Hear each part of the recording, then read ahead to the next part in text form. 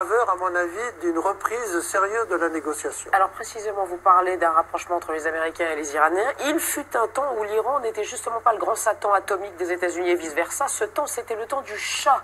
L'Iran du Shah ne jouait pas, si je puis me permettre, au chat et à la souris avec l'Amérique. D'Eisenhower, Kennedy puis Johnson, le journal du temps de Bruno Godelzi nous le rappelle avec une nostalgie non feinte.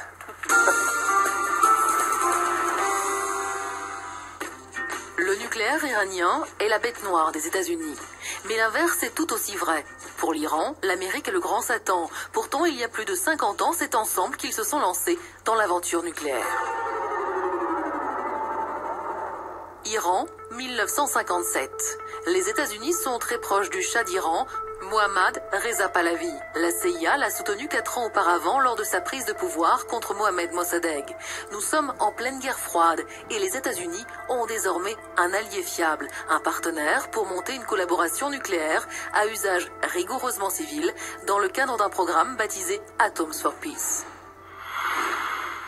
Lorsque le centre de recherche nucléaire de Téhéran est créé en 1959, le réacteur nucléaire est fourni par Washington. Inversement, le Shah signe le traité de non-prolifération atomique et l'Iran lance une commande de 23 centrales à son ami américain. Une collaboration fructueuse qui, 17 ans plus tard, amène le président américain Gerald Ford à signer un accord pour que l'Iran parvienne à la maîtrise du cycle complet de l'atome, de l'extraction du minerai au traitement des déchets. En échange, les USA espèrent libérer des ressources de pétrole pour l'export.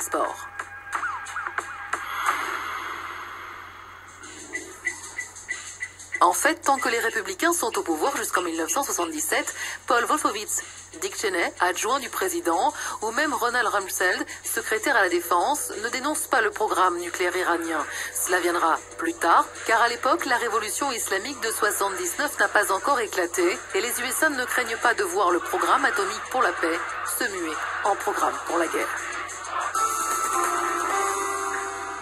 François Nicolo, une conclusion? C'était le bon vieux temps, effectivement, en effet, de l'amour sans limite entre les États-Unis et l'Iran, mais auquel participaient également la France et l'Allemagne, parce que la France, à l'époque, aussi devait fournir des centrales nucléaires. Les Allemands ont d'ailleurs commencé, la centrale de Boucher a été commencée par les Allemands, et puis on devait fournir aussi le fameux combustible, l'uranium légèrement enrichi pour alimenter les centrales.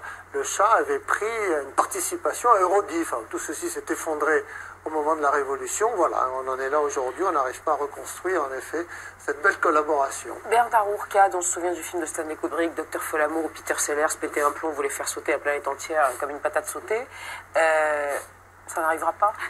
Le problème essentiel, c'est la la relation. Dr Folamour en Iran, moi j'ai peur. C'est la relation politique. C'est comme vous disiez, on rêve encore du bon vieux temps du Shah, mais le Shah, c'est Darius. On n'en rêve pas. Regardons la chose essentielle, c'est l'opposition Iran-États-Unis politique. Ouais. Alors, actuellement, Obama est en deuxième mandat et dit « je suis prêt à discuter ». Pour la première fois, comme François Nicolo le disait, côté iranien, même le guide qui disait niet jusqu'à maintenant dit « je veux discuter ». C'est ça l'essentiel. Le nucléaire a été, comme l'affaire Rushdie à notre époque, un moyen très grave de renforcer l'animosité entre les deux. Mais maintenant, on a des chances d'être un peu moins naïf que d'habitude et de réussir. Vous êtes d'accord? C'est pas pour vous rassurer, mais j'ai envie de dire que celui qui a hébergé Ben Laden ne vous fait pas peur. Pourquoi les Iraniens vous font le Pakistan? Mais vous en avez un. Vous en avez avec le Pakistan. Je veux dire que c'est pas cet havre de paix que vous veniez de présenter, parce qu'il y a des discours politiques. La nature du régime iranien est quand même pas particulièrement rassurante. Un peu. Non mais attendez, c'est la nature du légitimement, régime pakistanais ou du régime s'agit pas israélien? de- Non, c'est juste. Non, mais on parle de l'Iran. Fariba, on parle de l'Iran. Israël est une démocratie, très Bien sûr, imparfaite, mais c'est une démocratie. non, vous avez tout à fait. Il y a des élections en Iran également. Oui, mais Et les qui sont pas prochaines? forcément-